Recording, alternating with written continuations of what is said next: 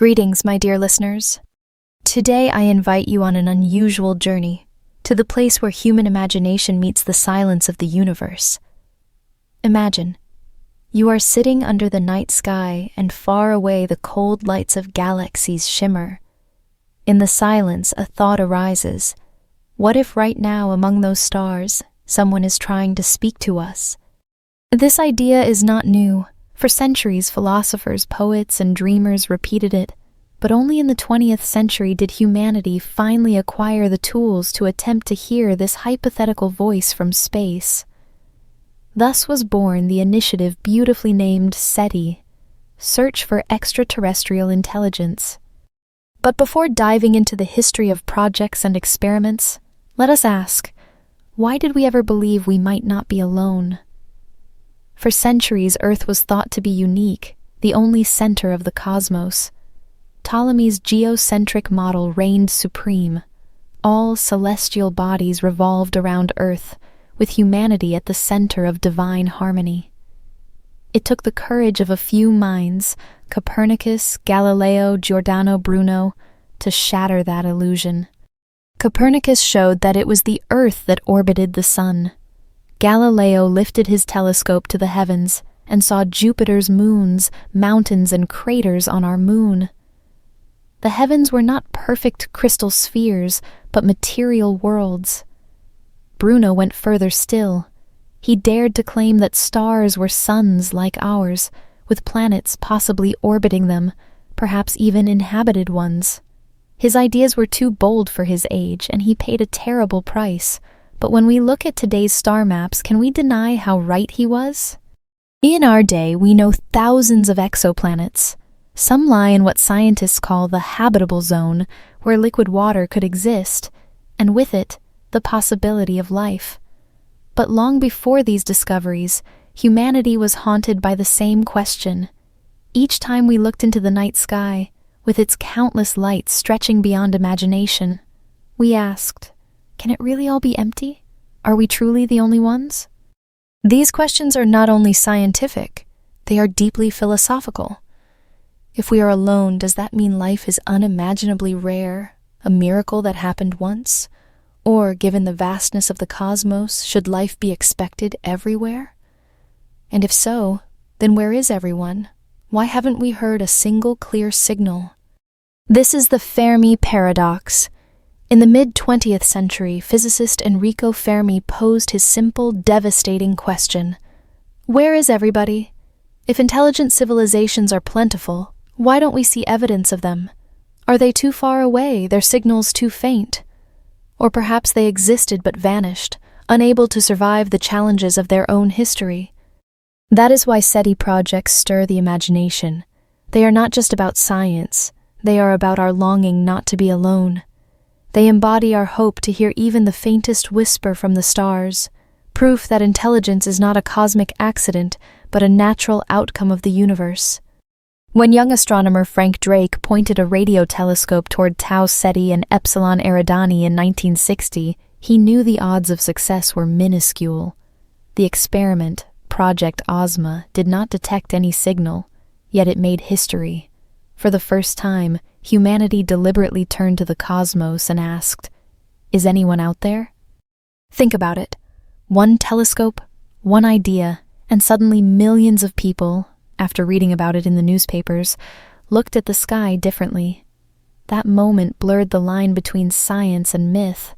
From then on, the search for extraterrestrial intelligence was no longer fantasy. It was research. Risky, uncertain, but real. Is it not astonishing that the quiet hum of radio waves became a symbol of our longing? Each frequency, each pulse, like a message in a bottle cast into the cosmic ocean. We do not know if there is an addressee, but something within us insists. The message must be sent. And so our story begins. We will speak of attempts to listen to the universe, of the people who devoted their lives to it, of the technologies that evolved, and of the eternal questions at the heart of it all. For when we search for other intelligences, we are, in a sense, searching for ourselves. We are testing whether humanity is truly unique, or part of a vast choir still silent to us. Today, in the age of supercomputers and giant antennas, we continue the tradition of the dreamers of the past, and perhaps one day we will hear an answer. But even if we never do, the very act of listening and seeking makes us more human.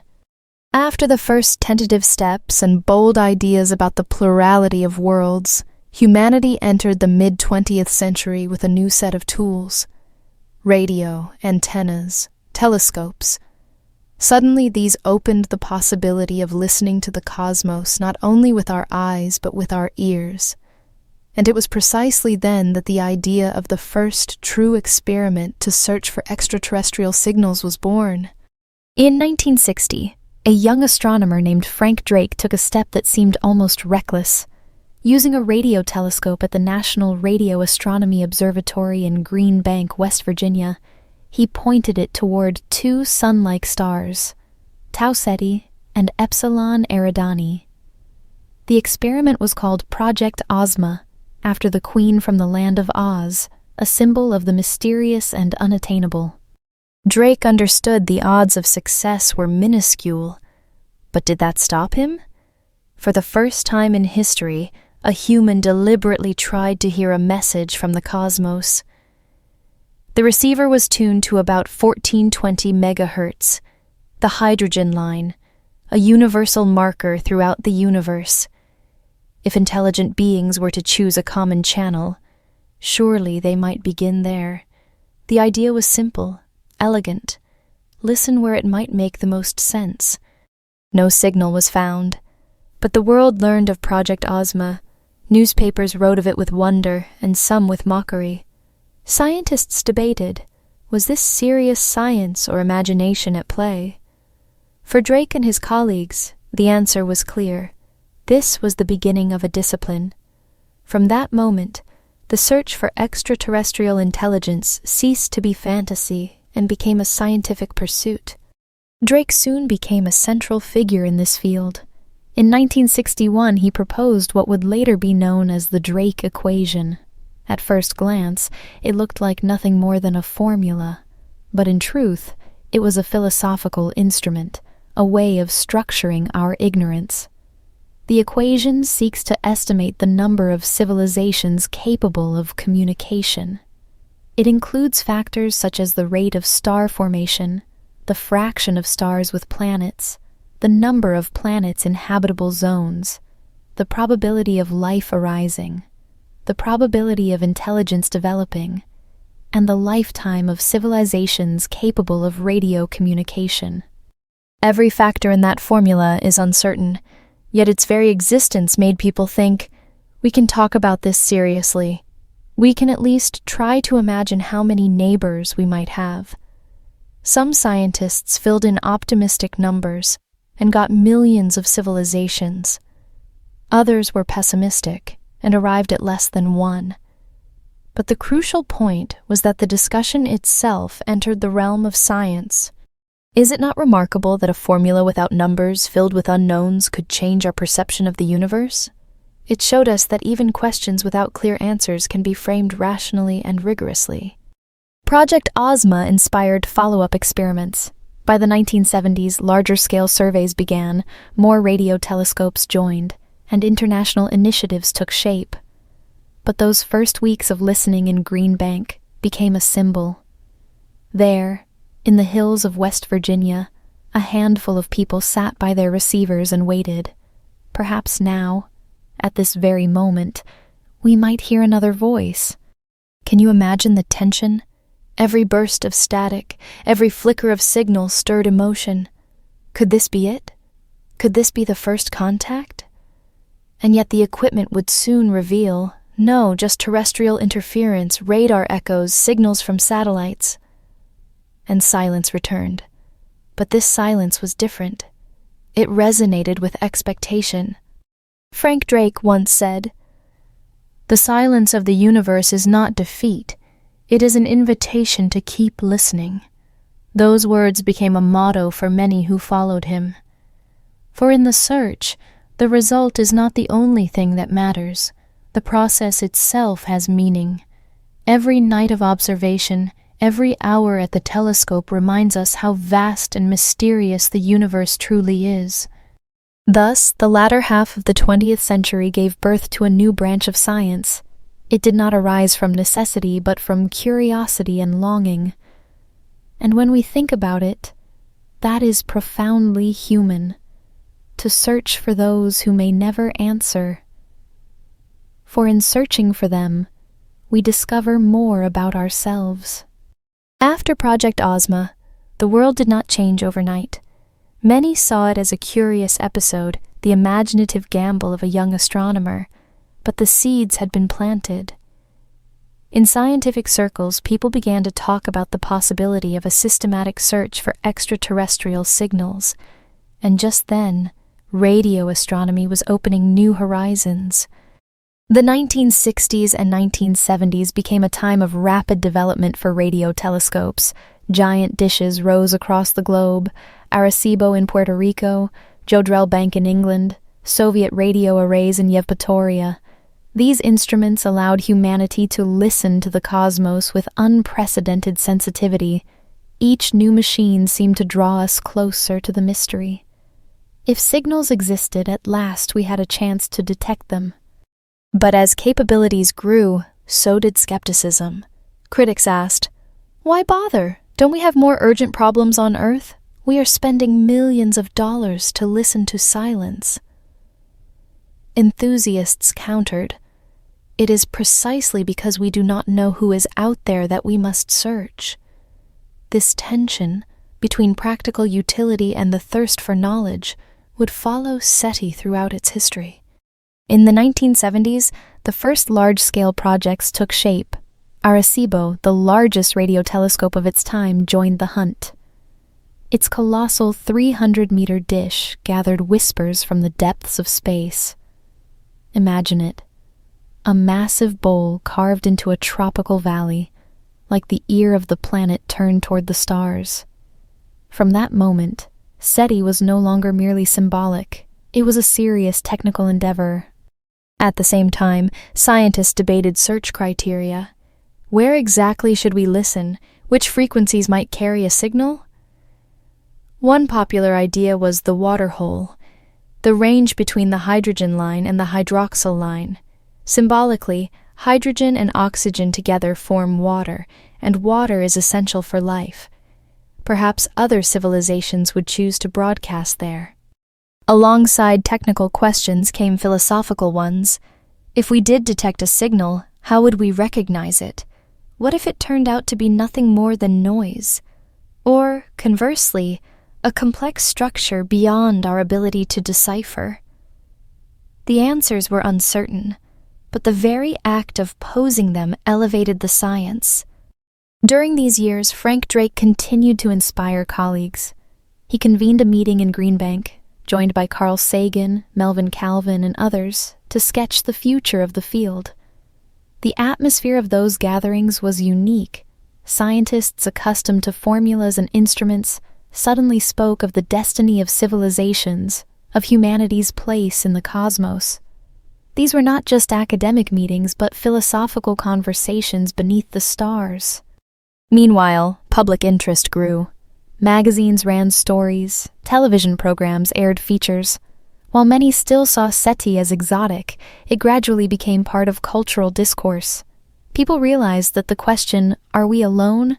was not just scientific but cultural, even existential. Yet challenges remained.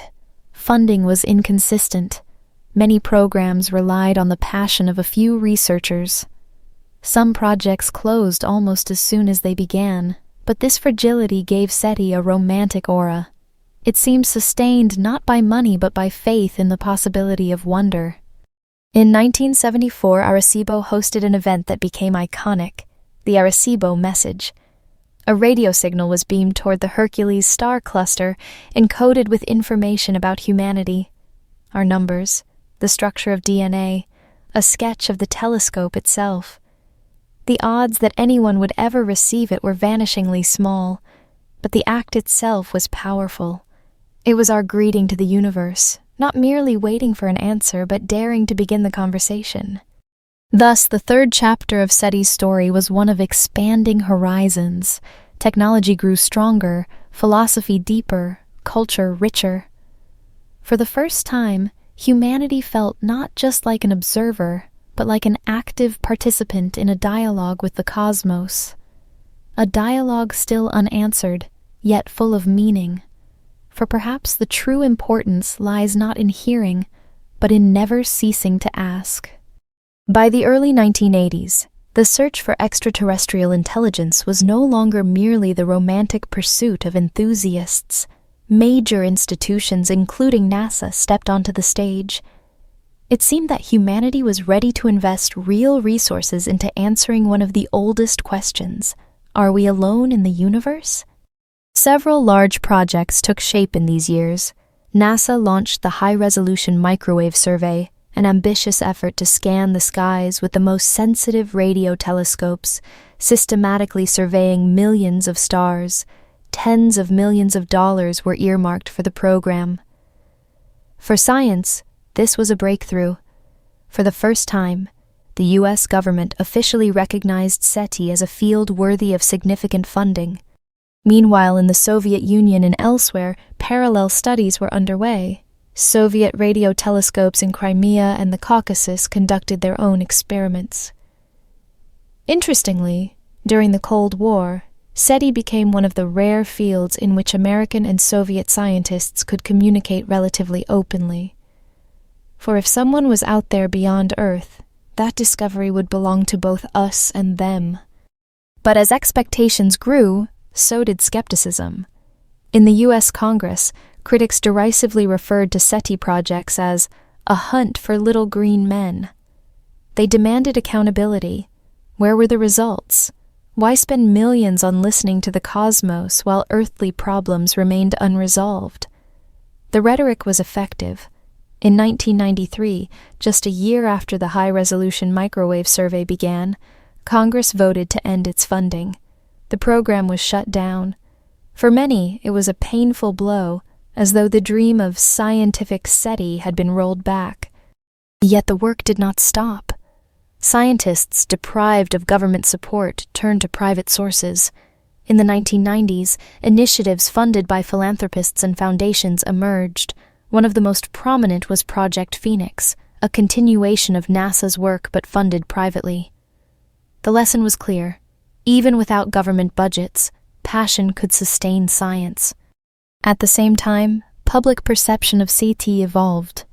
In the 1980s, Carl Sagan became one of the most influential voices in popularizing the search. His book and television series *Cosmos* inspired millions. Sagan had a gift for turning dry facts into poetry, speaking of cosmic questions with simplicity and wonder. He famously said, "If we are alone in the universe, it sure seems like an awful waste of space." That phrase became a rallying cry for a generation. Yet behind the inspiring words lay a harsh reality: no results. Years of observation yielded terabytes of data, but no confirmed signals. Some saw this as proof of futility. Others countered, "We have barely begun to listen. The universe is vast, and our time searching is a mere blink." Can humanity be blamed for its impatience? We measure success by discoveries, by tangible outcomes. But SETI is a discipline where the act of searching is itself valuable. It stretches the boundaries of the possible, exercises imagination, and forces us to reconsider our place in the cosmos. Perhaps that is why, even after government programs ended, SETI persisted. Less present in newspapers, perhaps, but alive in the hearts of those who believed. The 1990s were a time of paradox. On one hand, disillusionment and funding cuts. On the other, new enthusiasm, private initiatives, and growing cultural influence through popularizers. It was an era when SETI balanced on a knife's edge, between skepticism and hope, between science and philosophy, between state support and individual dedication. Looking back, we can say this fragility made the search more human. SETI became a symbol of pursuing truth not for profit but for the idea itself. And is that not one of the noblest traits of human civilization? The late 1990s brought into our lives something that reshaped society itself, the internet. And with it, SETI gained a second wind. If in previous decades the search for extraterrestrial signals was the work of small scientific groups, now almost anyone could take part. In 1999, the project SETI at Home was launched, a unique initiative that allowed millions of people around the world to become part of a cosmic experiment. The idea was simple and brilliant. Radio telescopes collected enormous amounts of data that needed to be processed, but supercomputer resources were limited. Scientists at the University of California, Berkeley, devised a way to distribute the work among ordinary home computers. Each volunteer downloaded a program, and whenever their computer was idle, it analyzed a small fragment of cosmic signals. For the first time in history, the general public could directly touch the science of searching for extraterrestrial intelligence. Millions downloaded the program, discussed results on forums, and even competed to see whose machine could process more data. SETI at Home became not only a scientific project, but also a cultural phenomenon, a symbol of the new digital age. What motivated people to participate? Not money, not prizes, not recognition. It was the idea of belonging. Everyone felt, I am part of this search too. My computer, my little machine, is working for the good of civilization. It was almost a philosophical act, donating processor time to a dream. We often underestimate the power of such symbolic gestures. Yes, most participants knew the chances their machine would catch the signal were minuscule. But it didn't matter. What mattered was the feeling of being part of something bigger. SETI became a collective meditation of humanity, an act of faith and hope expressed through technology. Scientifically, the project was serious. Over the years, SETI at Home analyzed billions of radio signals. Among them were anomalies, bursts, noises. Scientists carefully examined promising candidates, but none proved to be a convincing extraterrestrial signal. Yet the very possibility of a global search changed the way people saw science. Another important aspect was that the project taught society to think in terms of big data. Each user saw beautiful visualizations on their screen, graphs, frequencies, signal spikes. This made the cosmos closer, tangible. It was no longer abstract. It was there, on the monitor, in the home computer. It felt as though just one more step, and together we would uncover the mystery. But there was also a deeper, more philosophical level. SETI at Home showed that even if humanity has not yet found extraterrestrials, it has already found a way to unite around a shared goal. People of different countries, cultures, and languages all listened to the same universe, and in that was its own poetry. Perhaps that solidarity itself was already an answer. Whether or not we hear another, we have learned to listen together. The SETI at Home project officially ended in 2020. After 20 years, its creators announced that the collected data would still be analyzed for a long time, and that the program had fulfilled its purpose. Millions of computers had helped science, and though no signal was found, the project will remain in history as an example of how science can become mass culture. Think about it. Once, at the very beginning, it was just one telescope and one astronomer. 40 years later, millions were involved. Is that not proof of how far a dream can take us? SETI at Home was not just about processing data. It became a symbol that humanity is willing to invest effort not for profit, but for a question larger than itself. And perhaps it is precisely such steps that shape our future. After the bold experiments of the late 20th century and the cultural phenomenon of SETI at Home, a new era began. In the early 21st century, humanity found itself in a different technological reality. Computers were faster, the internet ubiquitous, and radio telescopes more powerful and precise. With this, the search for extraterrestrial intelligence entered a phase of maturity. One of the key symbols of this period was the Allen Telescope Array, a project funded by Paul Allen, co-founder of Microsoft. His vision was grand: to build a network of hundreds of small antennas that, when linked, would form a single powerful instrument.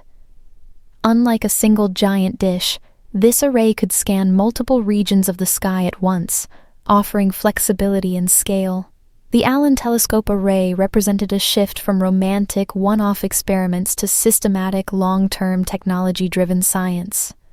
But as before, hopes collided with reality. Funding was inconsistent, many antennas were never built, and operations often struggled. Yet the very existence of such a project proved that SETI was not dying. On the contrary, it was adapting, evolving, and finding new paths. Meanwhile, the giants of radio astronomy still played their roles. Arecibo, already a legend, remained one of the world's most powerful telescopes until its collapse in 2020. Its massive ear listened to the depths of space, often for pulsars, planets, and asteroids. But its potential use for SETI inspired countless people. Each time the dish turned to the stars, there was hope. Perhaps today would be the day we heard something extraordinary. New projects also appeared in Australia and Europe. The Parkes Radio Telescope in Australia, for example, repeatedly took part in searches. At times it detected strange signals, later traced to something as mundane as microwave ovens nearby. These stories became anecdotes, but they illustrated the essence of the search, a constant dance between hope and error, between miracle and noise. In the 21st century, SETI became tightly interwoven with the concept of big data. The streams of information pouring from telescopes were so immense that analyzing them became a science in itself. Algorithms, neural networks, and advanced statistical methods entered the toolkit. In a sense, SETI was no longer only about the cosmos. It also spurred advances in information science. And still the central question remained: why the silence? Decades of listening, millions of hours of observations, terabytes of data, and not one confirmed signal. That silence grew into a philosophical problem. Perhaps we are truly alone, or perhaps we are searching in the wrong way, at the wrong time. Some argued, civilizations are too rare. Others said, they are there but they are quiet. Still others proposed, we are too young to hear them yet. By the early 21st century, SETI had become more than science. It was a mirror in which humanity examined itself. Could we endure the silence? Could we keep searching even with no answer? Or would imagination and funding alike eventually run dry? Yet history shows that every time SETI seemed on the verge of fading, it re-emerged in a new form. And perhaps that is its greatest value. SETI reminds us that the meaning of a search is not always in the result. Sometimes it lies in the act itself. By listening to the cosmos, we learn to listen to ourselves. By the early 2010s, many believed SETI had become a niche pursuit, sustained more by passion than resources. But just then, an unexpected shift occurred. Private capital entered the field, and on a scale the search for extraterrestrial intelligence had never seen before. In 2015, Russian entrepreneur and philanthropist Yuri Milner announced the launch of Breakthrough Listen. Its budget, $100 million, unprecedented for SETI. For the first time, this science had resources comparable to major astronomical projects. Breakthrough Listen became the largest initiative in the history of the search for extraterrestrial signals. What was new about it? Above all, the scope. The program uses the world's largest radio telescopes, the iconic Green Bank in the United States, Parkes in Australia, Meerkat in South Africa. These giants scan millions of stars, cover a vast frequency range, and collect staggering amounts of data. Scientists say the volume of information Breakthrough Listen gathers in a single day equals what earlier surveys took years to amass. But big data is a challenge. Algorithms are needed, supercomputers, new methods. Here, the modern world of artificial intelligence and machine learning comes into play. Breakthrough Listen actively applies algorithms to search for patterns, filter out terrestrial interference, and detect rare anomalies. It is in many ways the first SETI project to fully integrate cutting-edge IT technologies. Equally important is openness. Breakthrough Listen makes its data available to the scientific community. That means any researcher anywhere can examine it for unusual signals. This approach turns SETI into a truly global science, where value lies not only in discovery, but in collaboration. Of course, critics still ask their questions. Is it worth investing so much in a search that may yield nothing? Wouldn't those funds be better spent on medicine, education, the environment? Milner's answer was simple. The question, are we alone in the universe, is fundamental. If we have the chance to approach it, we must try. The philosophical dimension is striking. In earlier decades, SETI depended on governments, often failing because of politics. Now the initiative came from an individual. That shift suggests the search matters not only as state policy but as a personal mission. Perhaps it must be so, for this question belongs not to governments but to humanity itself. Today, Breakthrough Listen continues. Millions of stars have been scanned, thousands of candidates studied, no signal yet. But the scale matters. Humanity is listening more attentively than ever before. Each observation is not just numbers, but a global act of attention. Can we imagine that someday through this data we will hear the first signal? Perhaps. Or perhaps we will never hear anything. Yet Breakthrough Listen is already history. It shows that even in the 21st century, in a world full of urgent problems, there is still room for a grand dream. And that dream unites people again. Scientists, programmers, students, the simply curious, all engage with the data, discussions, and anticipation. SETI is no longer the work of a narrow circle of specialists. It becomes the work of humanity, and perhaps that is the most important outcome. Even if no signal is ever found, the very fact that we search together will be an answer in itself. When people think of SETI, most imagine radio telescopes listening for faint signals from the stars. But over time it became clear. Focusing only on radio waves was too narrow. If intelligent civilizations exist, they might use entirely different technologies. Thus emerged the idea of optical SETI and the search for so-called technosignatures. Optical SETI assumes civilizations could use powerful lasers to send messages across interstellar distances. A laser pulse can be made so bright that it stands out even from many light years away, distinguishable against the steady glow of a star.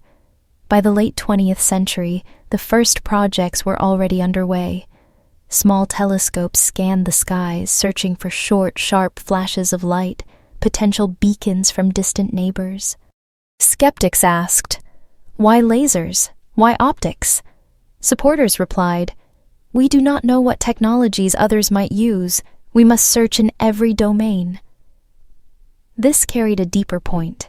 SETI was no longer just about radio waves. It was about exploring all possible manifestations of intelligence in the universe. Here the concept of technosignatures enters.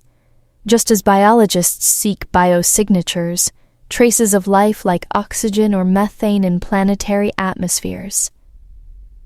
SETI in the 21st century began seeking signs of technology.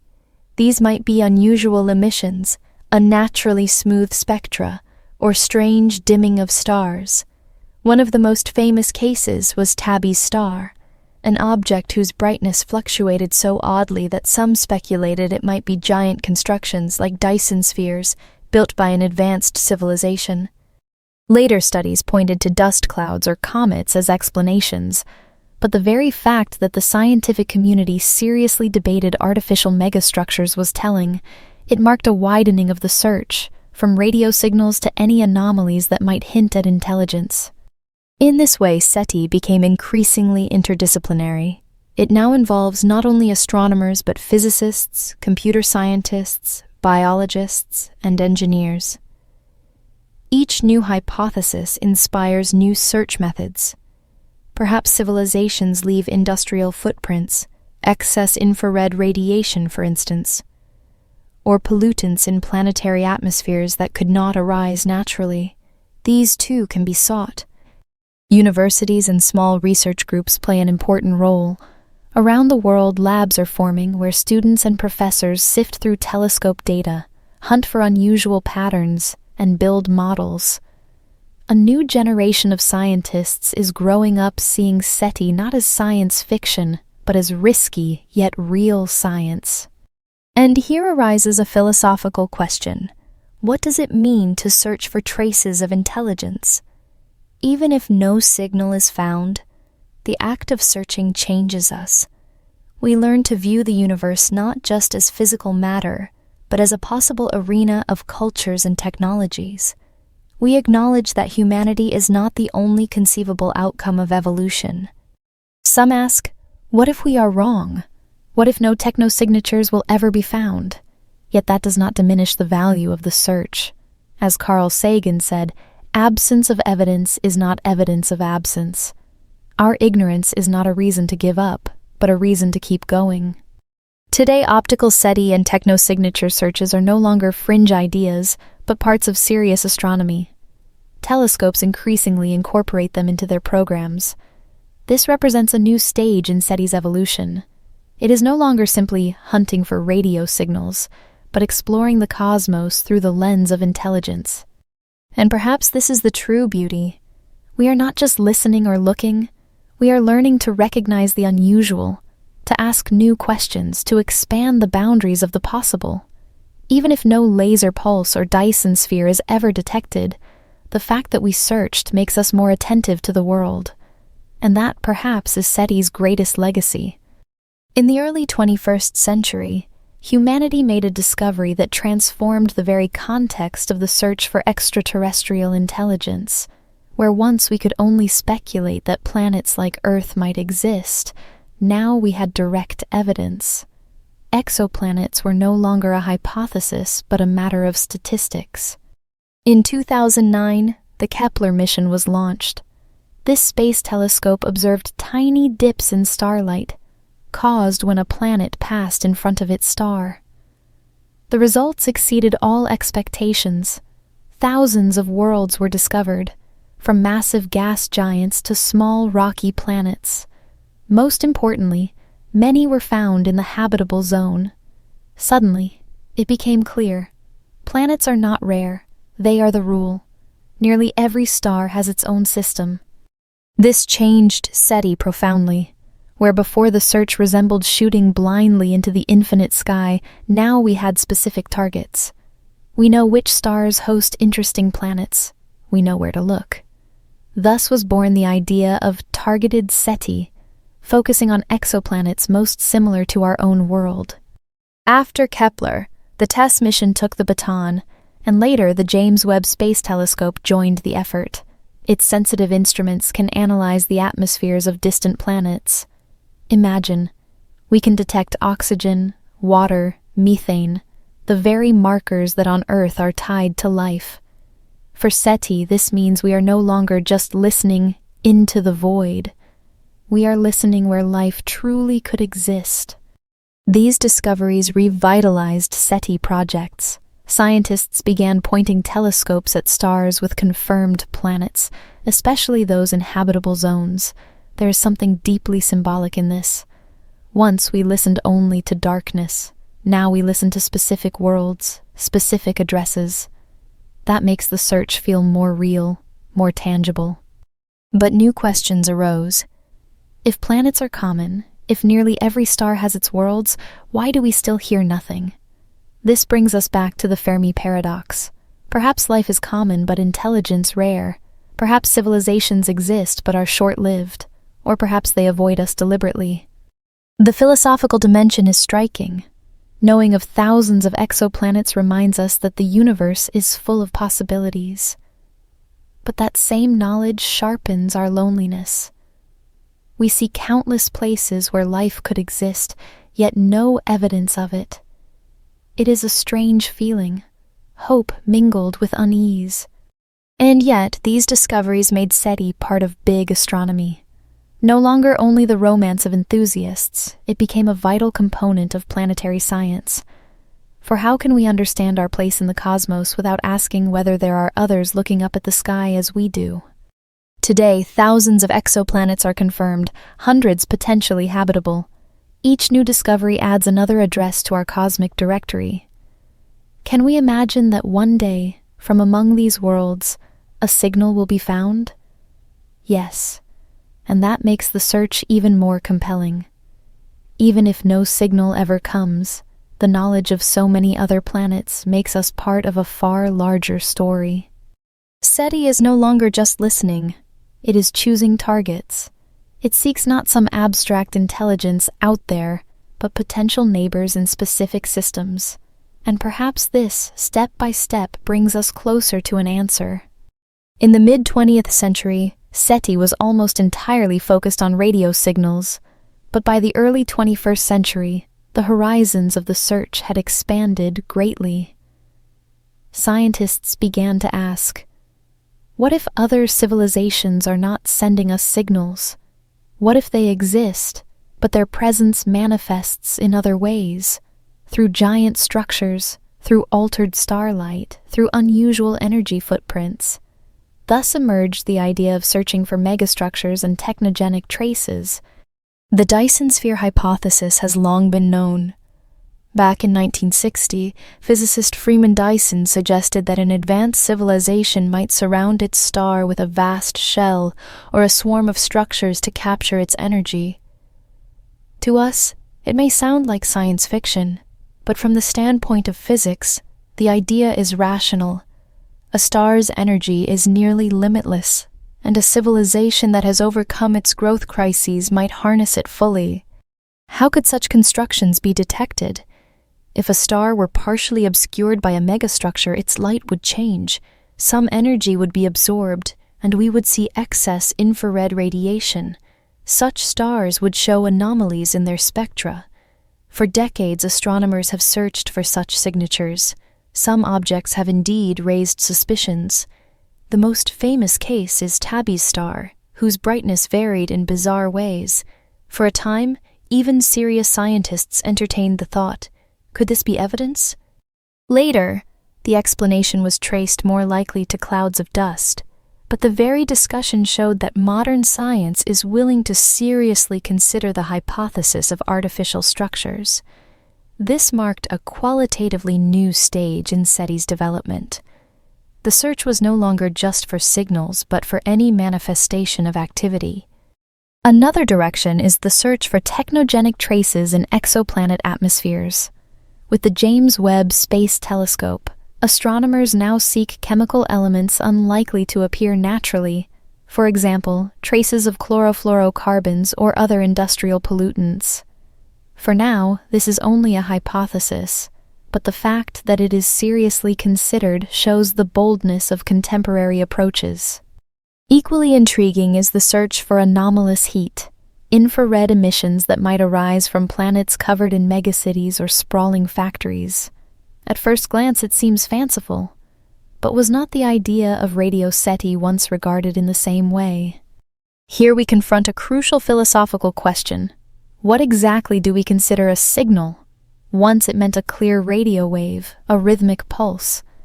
Now it could be almost anything, an unusual spectrum, a strange dimming, a peculiar atmospheric chemistry. The universe becomes a text in which we search for alien signatures. But with this comes a danger. The wider the scope of possible signals, the greater the risk of mistaking natural phenomena for artificial ones. The story of Tabby's star is a vivid reminder. We are prone to see intelligence where it may not exist. Yet does that not in itself reveal something about us? About our longing to find others? The 10th chapter of SETI's story is one of courage and imagination. No longer limited to radio antennas, we now attempt to read the universe itself, searching for traces of possible presence. Even if those traces prove to be mirages, the act of searching makes us more attentive, more curious, more human. For perhaps one day, we will encounter something that cannot be explained except as the work of intelligence. And then all our doubts will turn to confirmation. Until then, we keep searching. And perhaps that persistence is the very condition for ever hearing an answer. The further SETI progresses, the clearer one paradox becomes. We have been listening to the skies for decades. Our tools grow ever more powerful. We know of thousands of exoplanets. And yet, silence. This silence has become so striking it earned its own name, the Great Silence. And it is inseparable from the Fermi paradox. Back in the mid-20th century, physicist Enrico Fermi asked a simple question. If civilizations are so common in the universe, where is everybody? Since then, this question has become central to the philosophy of the search for extraterrestrial intelligence. We see billions of stars, millions of potentially habitable worlds, and yet no signs of communication. Why? There are many hypotheses. One is the rare Earth hypothesis. Perhaps the combination of factors that made Earth habitable is so unique it almost never repeats. We live on the exception, not the rule. In that case, the chances of hearing a signal are slim indeed. Another hypothesis is that civilizations are short-lived. They emerge, develop, but eventually collapse under their own challenges. Wars, ecological disasters, technological missteps. If so, the temporal window during which a civilization emits signals may be very brief. We simply did not overlap with others. Then there are more exotic ideas. The zoo hypothesis suggests civilizations know of us but deliberately avoid contact, watching us from afar. Another version holds that their technologies are so advanced we cannot recognize their signals. Perhaps we expect radio waves, while they communicate through phenomena that to us look like the natural background of the universe. Philosophically, the Great Silence carries special weight. It forces us to reflect on the value of our uniqueness. Perhaps we are alone, and that is not a tragedy but a gift. Earth's uniqueness makes it even more precious. Life is not just an accident but a rare miracle we must protect. But one might look differently. Perhaps the silence is a challenge. It tells us, search better, search wider, do not confine yourselves to familiar methods. It teaches patience and persistence. As Frank Drake once said, the absence of signals is not defeat. It is an invitation to keep listening. At times, SETI seems less about the cosmos than about humanity itself. The Great Silence becomes a mirror reflecting our fears and hopes. Do we fear being alone, or do we fear discovering we are not alone? Either answer reshapes our self-understanding. The 11th chapter of this story is one of questions without answers. But is that not the beauty of the search? We do not know why the cosmos is silent, but perhaps the silence itself is the first answer. A reminder that truth does not always lie on the surface, that perhaps the deepest lesson of SETI is not only in finding others, but in learning to hear ourselves. When we think of the future of SETI, we imagine ever more complex and ambitious instruments. Science advances, and with it our toolkit for the search for extraterrestrial intelligence expands. If in the mid-20th century it began with a single radio telescope, the 21st century promises an entire network of colossal devices working together. One of the greatest symbols of the near future will be the Extremely Large Telescope, ELT, in Chile. With a mirror 39 meters in diameter, it will be able to study exoplanet atmospheres with unprecedented precision. We will be able to analyze the chemistry of distant worlds, searching for biosignatures and perhaps, who knows, even technosignatures. The ELT promises to open a new dimension in our understanding of planetary systems. Equally important is the James Webb Space Telescope, already at work. Its sensitive infrared instruments allow us to study planets dozens of light years away. Webb can detect subtle spectral lines indicating the presence of oxygen, carbon dioxide, methane. For SETI, this opens new horizons, not only searching for signals, but for signs that life is shaping entire planetary atmospheres. But scientists are thinking even further. Some hypothesize that advanced civilizations could use channels of communication we have barely begun to explore. Gravitational waves, for instance. Their discovery in 2015 was a triumph of physics, and now some ask, what if intelligent beings can modulate them? Or neutrinos, particles that pass through matter almost without interaction. Could they too carry information? For now it sounds like science fiction, but so once did the idea of radio SETI. The future of SETI is not only about new telescopes, but new methods of data analysis. Artificial intelligence, neural networks, quantum computing, all will be part of the toolkit. We live in an era where the volume of data grows faster than our ability to interpret it, and advances in computation may prove decisive. Perhaps the signal is already buried in archives, waiting for us to learn how to recognize it. Equally important is international cooperation. SETI is no longer the domain of one country or one institute. Projects bring together dozens of labs worldwide. If the question, "Are we alone in the universe?" truly belongs to all humanity, then so must the search. And here lies a philosophy: science as an act of global unity. The future of SETI is also cultural. More young researchers are entering the field. For them, it is not a fringe pursuit, but an exciting challenge. And perhaps it will be this new generation, free from the prejudices of the past, who will find the answer. They will search not only for radio waves, but for technosignatures, biosignatures, and things we cannot yet imagine.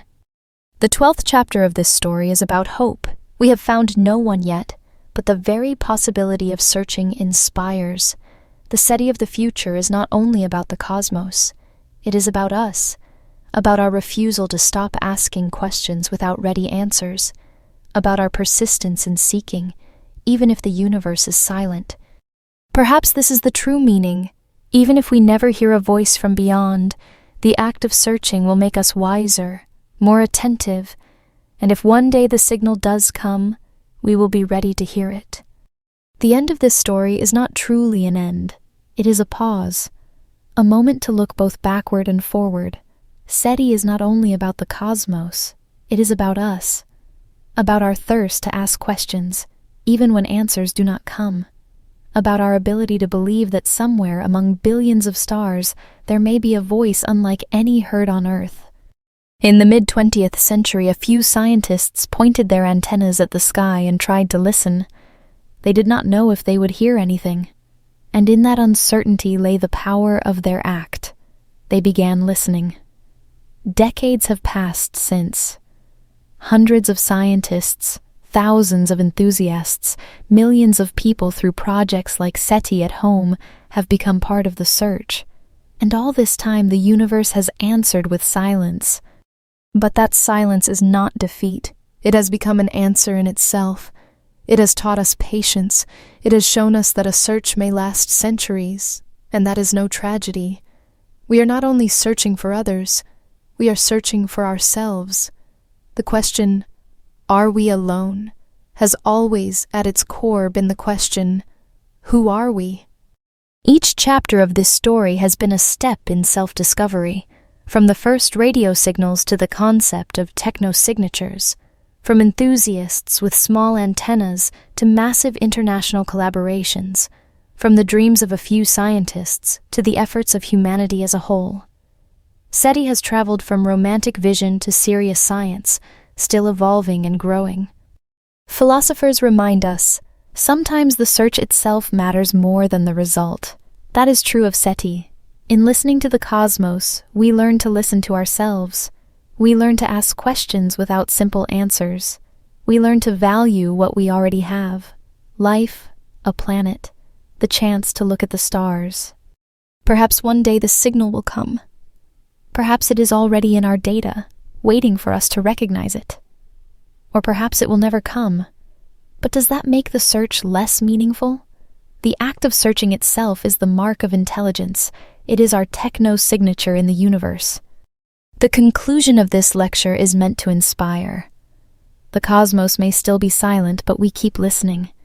And in that lies our strength. We do not surrender to silence, we transform it into the music of hope. We believe truth exists even if its path is longer than our lifetimes. And perhaps the greatest discovery of SETI is that humanity can unite around questions larger than itself. We search not only for answers but to become better, to remember the universe is vast and we are part of it, and if the signal does one day arrive, we will be ready to hear it. Until then, we listen. And in listening we create meaning.